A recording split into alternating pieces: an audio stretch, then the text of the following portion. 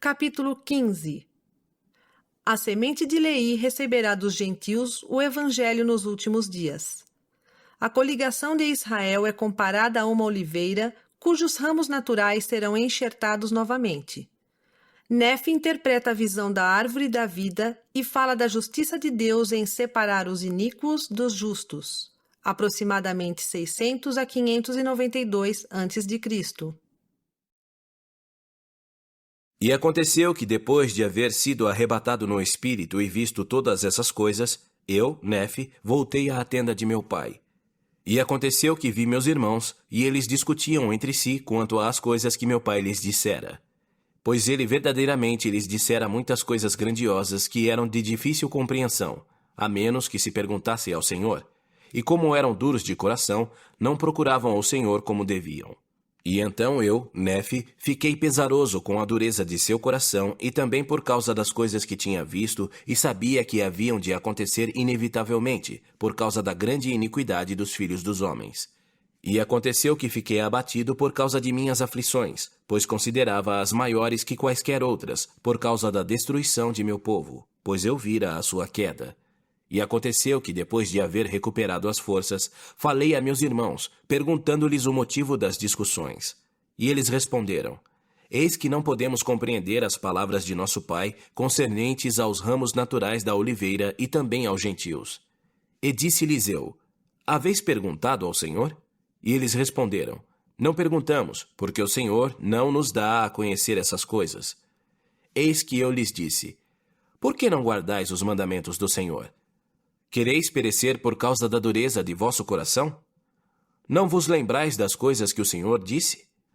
Se não endurecerdes vosso coração e me pedirdes com fé, acreditando que recebereis, guardando diligentemente os meus mandamentos, certamente estas coisas vos serão dadas a conhecer. Eis que vos digo que a casa de Israel foi comparada a uma oliveira pelo Espírito do Senhor que estava em nosso Pai.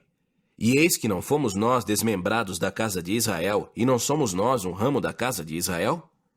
E agora, o que nosso Pai quer dizer sobre o enxerto dos ramos naturais por meio da plenitude dos gentios é que, nos últimos dias, quando nossos descendentes tiverem degenerado, caindo na incredulidade, sim, pelo espaço de muitos anos e por muitas gerações depois que o Messias se manifestar em pessoa aos filhos dos homens, então a plenitude do evangelho do Messias chegará aos gentios, e dos gentios aos remanescentes de nossos descendentes.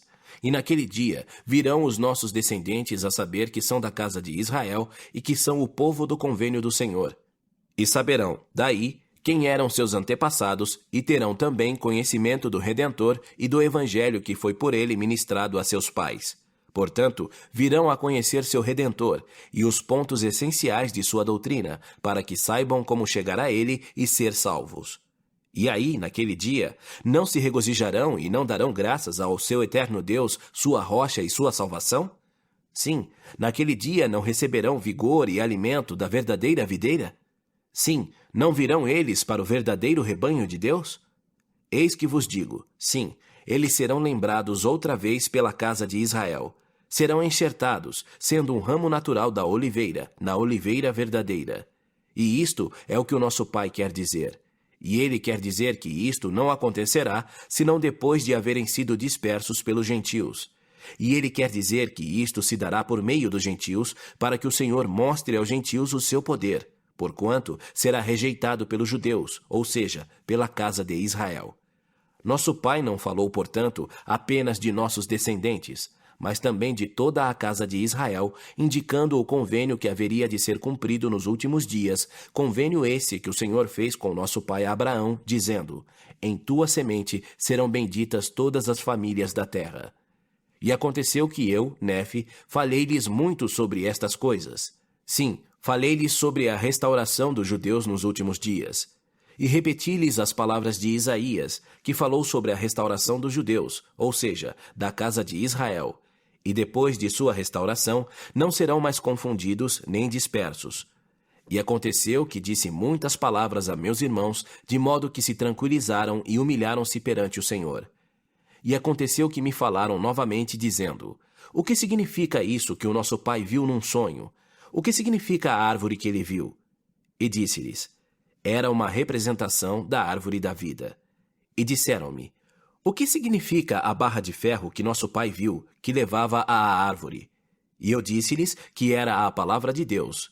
E todos os que dessem ouvidos à palavra de Deus e a ela se apegassem, jamais pereceriam. Nem as tentações, nem os ardentes dardos do adversário poderiam dominá-los até a cegueira, para levá-los à destruição. Portanto, eu, Nefe, exortei-os a darem ouvidos à palavra do Senhor. Sim, exortei-os com toda a energia de minha alma e com todas as faculdades que possuía a darem ouvidos à palavra de Deus e a lembrarem-se de guardar seus mandamentos sempre, em todas as coisas. E disseram-me: o que significa o rio de água que nosso pai viu? E respondi-lhes que a água que meu pai viu era imundície, e sua mente estava tão absorvida com outras coisas que não observou a imundície da água. E disse-lhes que era um horrível abismo que separava os iníquos da árvore da vida e também dos santos de Deus.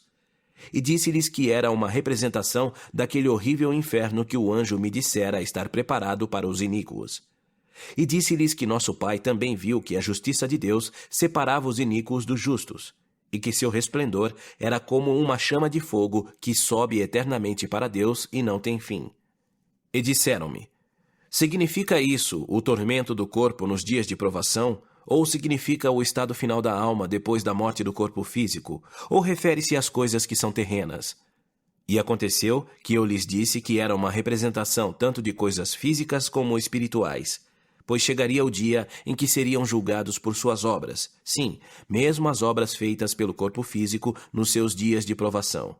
Se morrerem, portanto, em iniquidade, serão também rejeitados quanto às coisas espirituais que se referem à retidão. Portanto, deverão ser levados perante Deus para serem julgados por suas obras. E se suas obras tiverem sido imundas, eles serão imundos, e se forem imundos, não poderão habitar o reino de Deus. Se o habitassem, o reino de Deus seria também imundo. Mas eis que vos digo que o reino de Deus não é imundo, e que nenhuma coisa impura pode entrar no reino de Deus. É, portanto, necessário que haja um lugar de imundície preparado para o que é imundo. E há um lugar preparado, sim, aquele horrível inferno do qual falei, cujo fundador é o diabo. Portanto, o estado final da alma dos homens é habitar o reino de Deus ou ser lançada fora por causa da justiça da qual falei. Os iníquos, portanto, serão apartados dos justos e também daquela árvore da vida, cujo fruto é mais precioso e mais desejável que todos os frutos. Sim, é a maior de todas as dádivas de Deus. E assim falei a meus irmãos. Amém.